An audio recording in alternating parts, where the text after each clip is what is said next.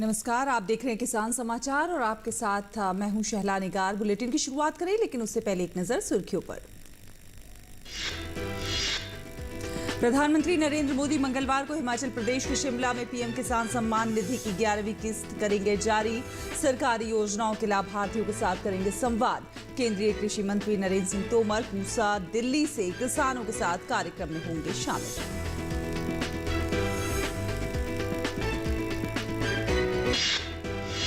मोदी सरकार के 8 वर्ष पूरे होने के मौके पर केंद्रीय कृषि मंत्री नरेंद्र सिंह तोमर ने कहा कि मोदी सरकार ने कृषि क्षेत्र के विकास के लिए उठाए ठोस कदम।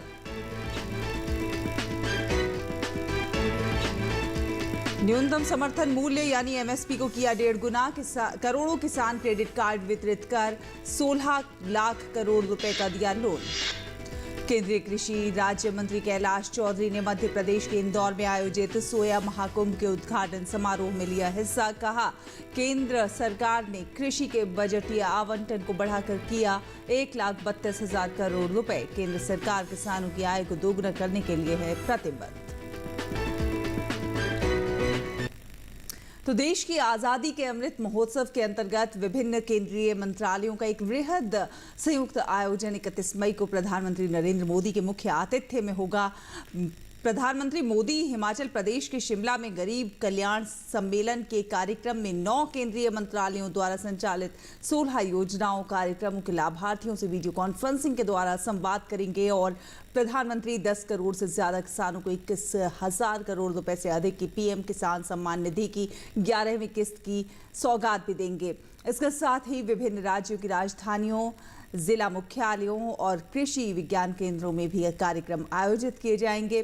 कार्यक्रमों की इस श्रृंखला के अंतर्गत केंद्रीय कृषि एवं किसान कल्याण मंत्री नरेंद्र सिंह तोमर पूसा दिल्ली में किसानों के साथ शामिल होंगे।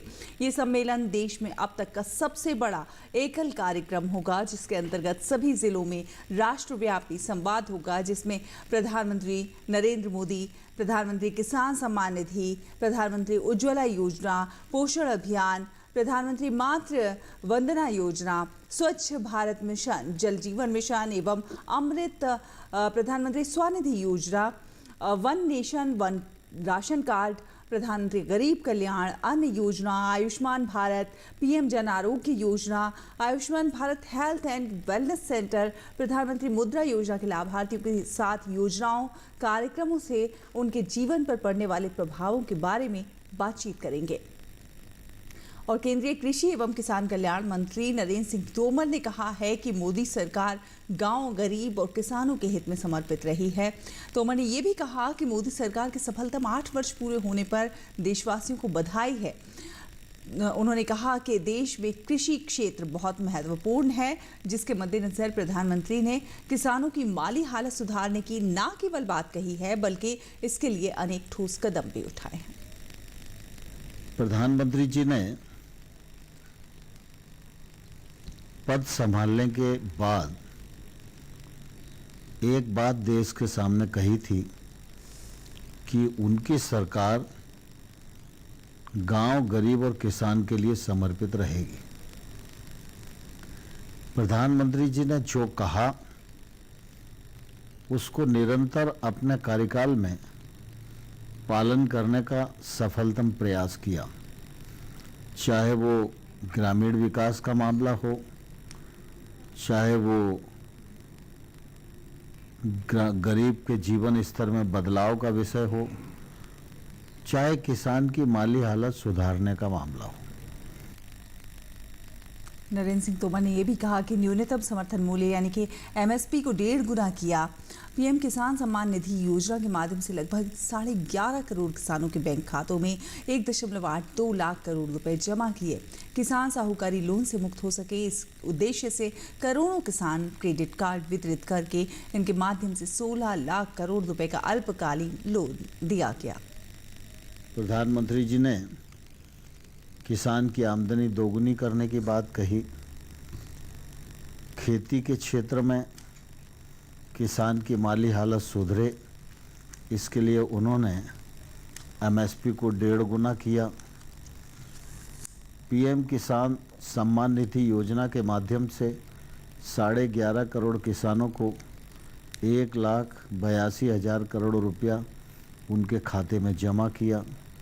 किसान साहूकारी लोन से मुक्त हो सके, इस दृष्टि से किसान क्रेडिट कार्ड योजना के माध्यम से आज 16 लाख करोड़ रुपए का अल्पकालिक ऋण किसान के पास है, जिससे वो अपनी खेती ठीक प्रकार से कर पा रहा है।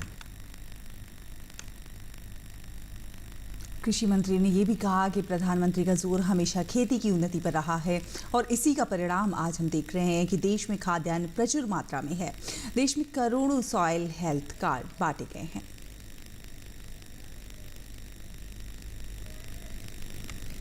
और केंद्रीय गृह मंत्री अमित शाह ने मोदी सरकार के 8 साल पूरे होने के अवसर पर अपने ट्वीट संदेश में कहा है कि प्रधानमंत्री नरेंद्र मोदी जी ने सत्ता को सेवा का माध्यम बनाकर गरीबों, किसानों, महिलाओं और वंचितों को उनके अधिकार दिए, जिससे लोकतंत्र में उनका विश्वास जगा और वो देश की विकास यात्रा में सहभागी बने। अनेक ऐतिहासिक उपलब्धियों से परिपूर्ण इन 8 वर्षों की सभी देशवासियों को बधाई।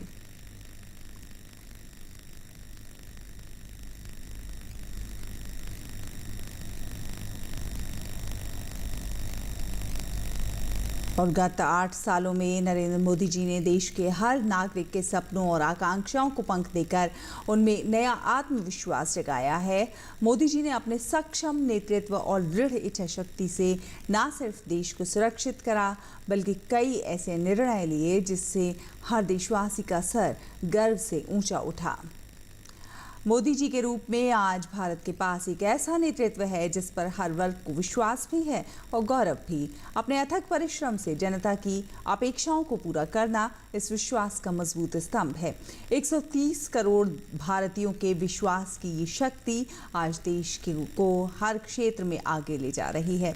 टेक्नोलॉजी हो या फिर खेल, स्वास्थ्य हो या फिर रक्षा, विकास हो या गरीब कल्याण, आज नरेंद्र मोदी जी के नेतृत्व वाले भारत की हर नीति, हर उपलब्धि पूरे विश्व के लिए एक उदाहरण है। एक सक्षम नेतृत्व से भारत कैसे आपदा को अवसर में बदलता है, ये नए भारत ने पूरे विश्व को दिखाया है। जम्मू कश्मीर हो या फिर उत्तर पूर्व या फिर वामपंथी उग्रवाद प्रभावित चुनौतीपूर्ण क्षेत्र, दशकों तक किसी ने देखने का इस ओर साहस नहीं किया था। वहां पर भी मोदी जी ने अपनी नेतृत्व शक्ति और दूरदर्शिता से विकास और शांति का नया अध्याय लिखा है। आज ये क्षेत्र पूरे देश के साथ कदम मिलाकर आगे बढ़ रहे हैं। प्रधानमंत्री नरेंद्र मोदी जी के आत्मनिर्भर भारत का संकल्प देश को हर क्षेत्र में अग्रणी बनाने की नींव रख रहा है। इस संकल्प को सिद्ध करना हम सभी देशवासियों की जिम्मेदारी भी है और कर्तव्य भी है, जिससे हम आने वाली पीढ़ी को एक सशक्त और आत्मनिर्भर भारत दे सकें।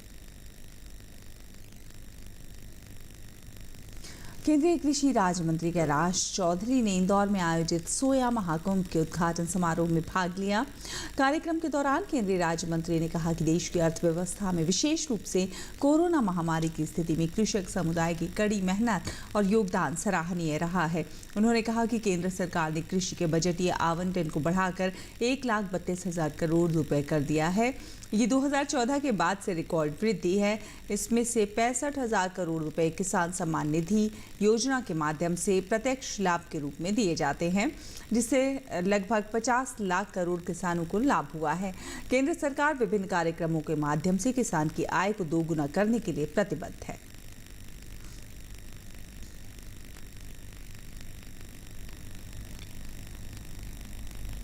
और पहला प्लांट बेस्ड फूड समिट जो कि राजधानी में आयोजित किया गया था, उसका आयोजन खाद्य प्रोसेसिंग मंत्रालय और फिक्की द्वारा किया गया। इसमें विभिन्न उद्योगों, नियामकों, पोषण विशेषज्ञों और उपभोक्ता अधिकार अधिवक्ताओं को अपने निष्कर्ष और विचार प्रस्तुत करने के लिए एक मंच प्रदान किया गया। फूड प्रोसेसिंग राज्य मंत्री प्रहलाद सिंह पटेल ने कहा कि पिछले 2 वर्षों में महामारी ने लोगों को पौधों पर आधारित एक और आयुर्वेद खाद्य पदार्थों के लाभों का एहसास कराया है।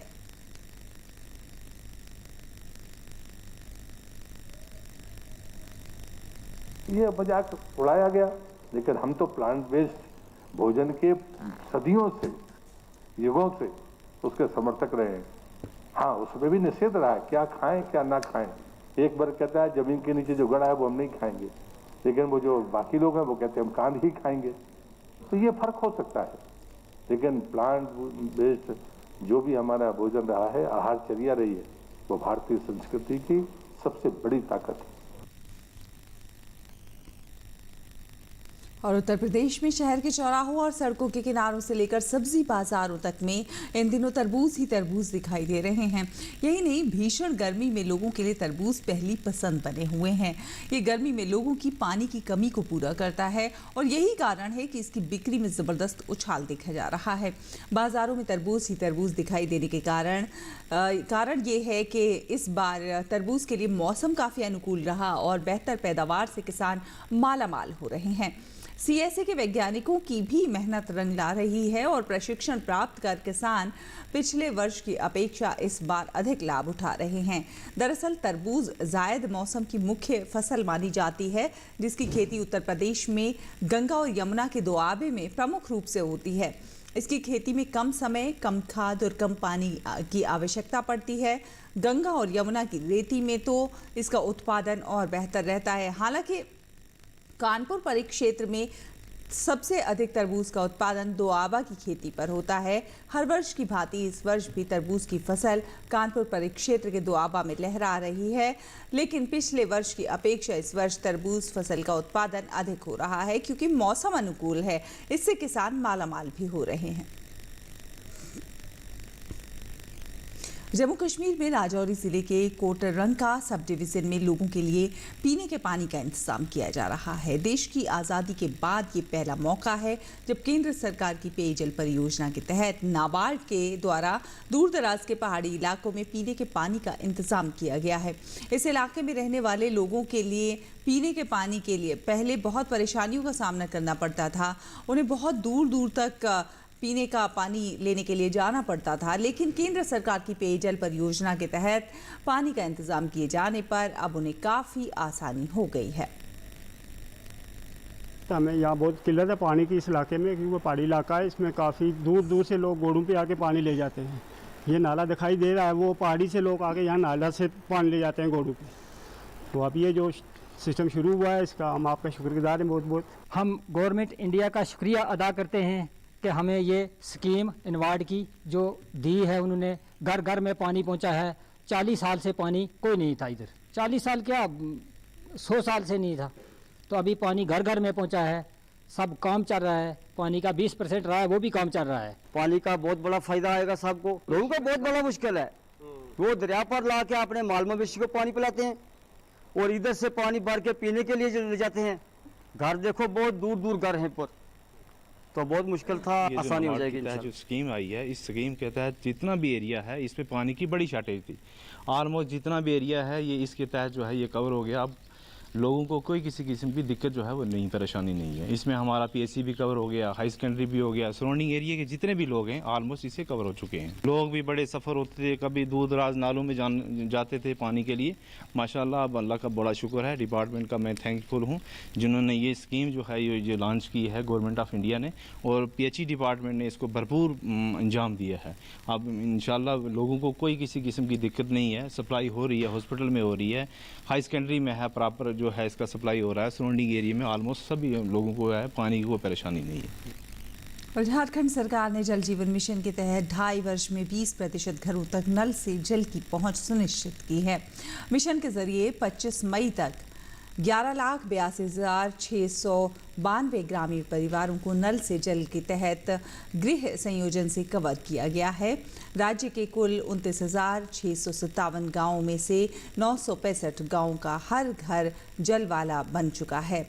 12,083 गाँवों में कार्य प्रगति पर है, जबकि निकट भविष्य में शेष 16,708 गाँवों में कार्य प्रारंभ करने के लिए योजना या फिर स्वीकृति हुई है या फिर डीपीआर तैयार किया गया है।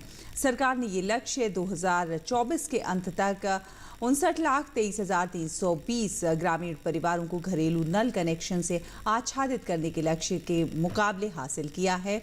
3 गुना वृद्धि दर्ज की गई है। जल जीवन मिशन के तहत 2019 के बाद जरूरतमंदों के घरों तक नल से जल पहुंचाने में 3 गुना वृद्धि दर्ज की गई है।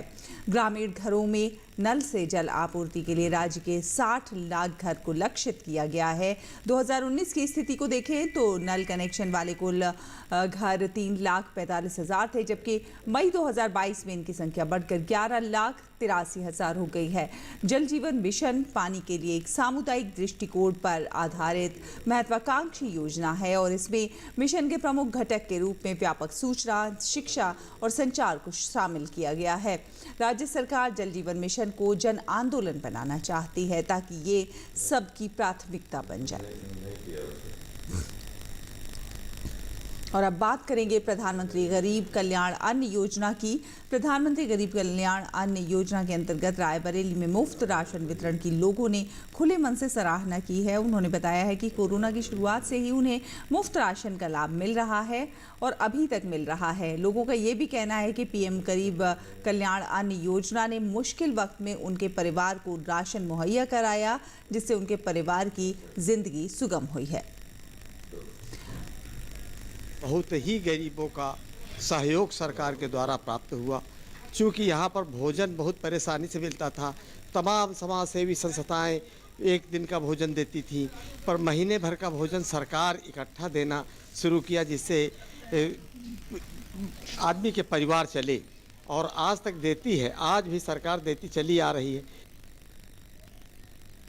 जब से कोरोना लगा तब से लगातार तो राशन मिल रहा है फ्री वाला, और फिलहाल अगर ये ना मिलता तो लोग बहुत दिक्कत में, परिवार भी जेकर बड़ा परिवार है उसके लिए भी नुकसान था, और जिसके नहीं है परिवार ज़्यादा उसको भी लाभ बहुत सब लोग उठाएं भाई। और अब भी मिल रहा है फिलहाल, और मिलने का जो उम्मीद है तो मिलेगा जो कहना। बहुत बहुत धन्यवाद सरकार का। कोरोना टाइम पर ऐसे स्थिति चल रही थी क्योंकि कुछ भी हो सकता था, वही राशन मिल रहा था कोरोना टाइम। सरकार का बहुत बहुत धन्यवाद है और हमेशा हम लोग जाएंगे कि उनका बहुत शुक्रिया अदा करेंगे कि कोरोना टाइम पे हम लोग को राशन दिया गया था। बहुत बहुत धन्यवाद। अभी मिल रहा है और ये जब से कोरोना लगा हुआ है तब से ये राशन मिल रहा है जो सरकार की तरफ से महीने में 2 बार। अगर इसको ये योजना ना चलाते तो गरीब तो ऐसे ही मर जाता। जब से कोरोना शुरू हुआ है तब से मिल रहा है, एक महीना में 2 बार मिल रहा है, अभी तक मिल रहा है। और अब सरकार बहुत अच्छी है, नहीं तो कैसे गरीब आदमी रहता है, तो अब तो बहुत मिल रहा है, तो आदमी सबको बहुत अच्छे से रह रहा है। और रायबरेली में ऐसे भी कामगार हैं जो कि रोजी रोटी के लिए दिल्ली, मुंबई, गुजरात या फिर अपने घर से बाहर रहते थे।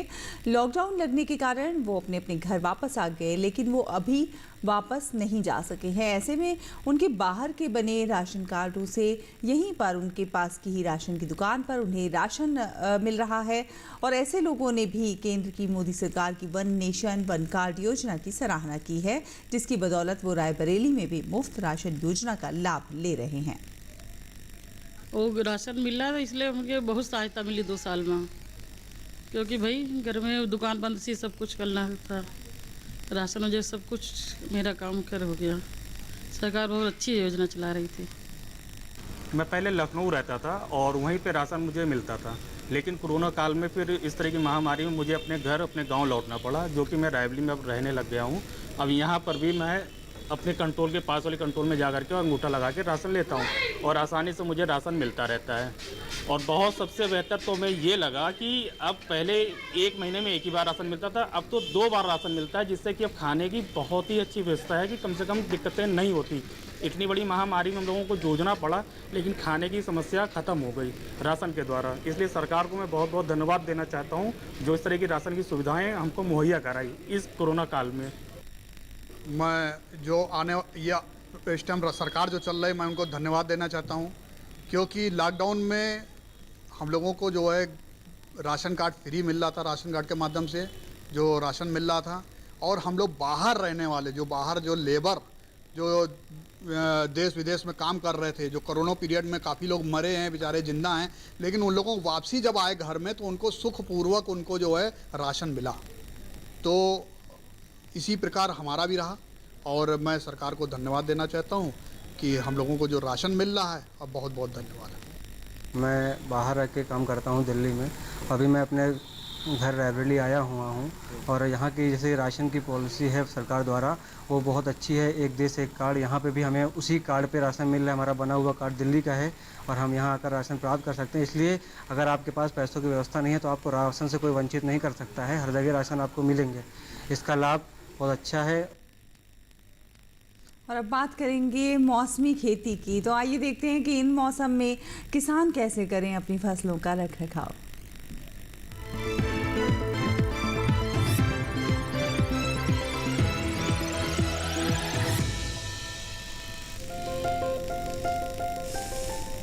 कोंकण में इस समय बारिश की संभावना को देखते हुए यहाँ के किसान जल्द से जल्द मूंगफली की खुदाई और आम की तोड़ाई कर लें। इसके बाद उन्हें सुरक्षित जगह पर रखें। वहीं कोंकण के सिंधुदुर्ग जिले में अधिकतम तापमान में बढ़ोतरी का अनुमान है। इसे ध्यान में रखते हुए यहाँ आम और काजू के नए पौधों में सिंचाई करें। कोंकण में ही खरीफ धान की नर्सरी के अलावा रागी, बैंगन, मिर्च और टमाटर लगाने के लिए खेत तैयार करते रहें। मध्य महाराष्ट्र के किसान इस समय मूंगफली की खुदाई करते रहें और खुदाई के बाद उन्हें सुरक्षित जगह पर रखें। यहीं फिलहाल सब्जियों में सिंचाई के अलावा बागों में मल्चिंग करें। यहीं इस समय सोयाबीन, अरहर और मूंगफली जैसी फसलों की बुआई के लिए खेतों की जुताई और भूमि समतल करने का काम करें। इसके साथ ही यहाँ कपास की बुआई के लिए भी खेत तैयार करते रहें। वहीं मध्य महाराष्ट्र के कोल्हापुर, सांगली, सतारा जिले के किसान धान की नर्सरी और सोयाबीन की बुआई के लिए खेत तैयार कर लें। इसके साथ ही यहाँ तैयार धान की कटाई और मूंगफली की खुदाई करें। यहीं इस समय आसमान में बादल छाए रहने के कारण मिर्च में रोगों का प्रकोप बढ़ सकता है। किसान इसकी निगरानी करते रहें। मध्य महाराष्ट्र में ही तैयार सब्जियों के अलावा तरबूज और खरबूज की तुड़ाई करें। इसके साथ ही यहाँ अंगूर के बेलों में जरूरत के अनुसार सिंचाई करें। वहीं विदर्भ में मूंगफली की खुदाई के अलावा तिल और सूरजमुखी की कटाई करें। इसके साथ ही यहाँ मिर्च, टमाटर और बैंगन की नर्सरी लगाते रहें। विदर्भ में ही सब्जियों और बागवानी फसलों को सहारा दें। विदर्भ में तैयार आम की तुड़ाई कर लें।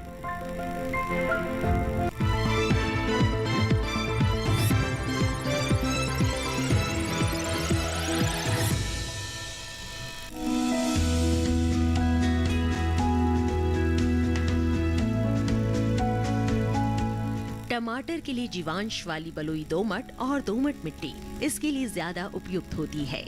1 हेक्टेयर बुआई के लिए सामान्य किस्म का 400 से 500 ग्राम बीज चाहिए, जबकि संकर किस्म का 150 से 200 ग्राम बीज ही पर्याप्त होगा। जिन किसानों की पौध तैयार हो गई है वो अब इसकी रुपाई कर ले। रुपाई के लिए खेत को अच्छी तरह जोतकर मिट्टी को भुरभुरा बना ले और क्यारियां तैयार कर ले। हर क्यारी 0.75 मीटर चौड़ी और जरूरत के हिसाब से 5 से 10 मीटर लंबी हो सकती है। ध्यान रहे कि सीमित बढ़वार वाली फसल के लिए कतार से कतार के बीच की दूरी 60 सेंटीमीटर और पौध से पौध की दूरी 45 सेंटीमीटर होनी चाहिए, जबकि असीमित बढ़वार वाली फसलों में कतार से कतार की दूरी 75 सेंटीमीटर और पौध से पौध के बीच की दूरी 50 सेंटीमीटर होनी चाहिए। रुपाई दोपहर बाद करना ज्यादा बेहतर रहेगा। रुपाई के तुरंत बाद जरूरत हो तो हल्की सिंचाई कर दे। बाद में जब भी आवश्यक हो तो पानी देते रहे। खरपतवार नियंत्रण के लिए समय समय पर निराई गुड़ाई करते रहे। टमाटर में कई तरह की बीमारियां भी लग सकती है। झुलसा रोग में पुरानी पत्तियां पीली हो जाती है। टमाटर की फसल में विषाणु से फैलने वाला मौजिक रोग भी खतरनाक है। इसमें पत्तियां सिकुड़ जाती हैं और पौधों की बढ़वार रुक जाती है। रोकथाम के लिए सिकुड़ी पत्तियों को उखाड़ कर जला दे। टमाटर में पत्ती, तना और फल भेदक कीट लगते हैं। इससे ग्रसित पत्तियां गिर जाती हैं। रोकथाम के लिए विशेषज्ञों की सलाह पर उचित दवाओं का छिड़काव करें।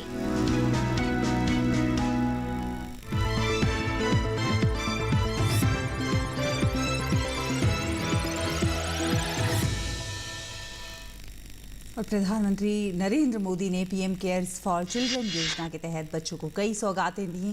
प्रधानमंत्री नरेंद्र मोदी ने वीडियो कॉन्फ्रेंसिंग के माध्यम से पीएम केयर्स फॉर चिल्ड्रन योजना के तहत दी जाने वाली सुविधाओं को जारी किया। प्रधानमंत्री ने स्कूल जाने वाले बच्चों को छात्रवृत्ति हस्तांतरित की और साथ ही साथ कार्यक्रम के दौरान बच्चों को पीएम केयर्स फॉर चिल्ड्रन की पासबुक और आयुष्मान भारत प्रधानमंत्री जन आरोग्य योजना के तहत स्वास्थ्य कार्ड भी सौंपा गया। पुणे में राष्ट्रीय रक्षा अकादमी के 142वें पाठ्यक्रम के पासिंग आउट परेड के कार्यक्रम के दौरान वायुसेना प्रमुख एयर चीफ मार्शल विवेक राम चौधरी ने परेड की समीक्षा की। एनडीए कैडेटों को संबोधित करते हुए वायुसेना प्रमुख ने कहा कि भारत में युद्ध नई तकनीकों के आने के साथ मौलिक परिवर्तनों के दौर से गुजर रहा है, जिसके कारण कैडेटों के लिए तकनीकी प्रगति के साथ खुद को अपडेट रखना भी बहुत जरूरी है। अंतर्राष्ट्रीय योग दिवस के मद्देनजर सेना के जवानों ने जम्मू कश्मीर के पुंछ जिले में नियंत्रण रेखा के निकट योग करके अंतर्राष्ट्रीय योग दिवस की शुरुआत की। 21 जून को अंतर्राष्ट्रीय योग दिवस मनाया जाएगा। मानवता के लिए योग थीम पर होने वाले इस साल के योग दिवस से पहले जवान योग करके इस संदेश को लोगों तक पहुंचाने का काम कर रहे हैं। केंद्र की मोदी सरकार के 8 वर्ष पूरे होने के अवसर पर केंद्रीय पर्यटन मंत्री जी किशन रेड्डी ने कहा है कि केंद्र में भारतीय जनता पार्टी की सरकार बनने के बाद देश में आतंकी हमलों और बम विस्फोट की घटनाओं पर अंकुश लगा है। हैदराबाद में मीडिया को संबोधित करते हुए केंद्रीय मंत्री ने कहा कि पुलिस की सक्रियता के कारण ऐसी घटनाओं पर कारगर रोक लगाने में मदद मिली है। उन्होंने नरेंद्र मोदी सरकार की उपलब्धियां भी गिनाई। आंध्र प्रदेश के पलनाडु में वैन और लॉरी की टक्कर में 6 लोगों की मौत हो गई और 11 अन्य लोग घायल हो गए। घायलों को अस्पताल में भर्ती कराया गया है। नेपाल की सेना ने उस स्थान का पता लगा लिया है जहां रविवार को एक नेपाली निजी एयरलाइंस का विमान दुर्घटनाग्रस्त हो गया था। नेपाली सेना के अनुसार 14 लोगों के शव बरामद कर लिए गए हैं। हालांकि कुछ लोगों के शवों की पहचान अभी नहीं हो पा रही है। विमान में 4 भारतीयों सहित 22 लोग सवार थे। तो इसी के साथ किसान समाचार में फिलहाल इतना ही। नमस्कार।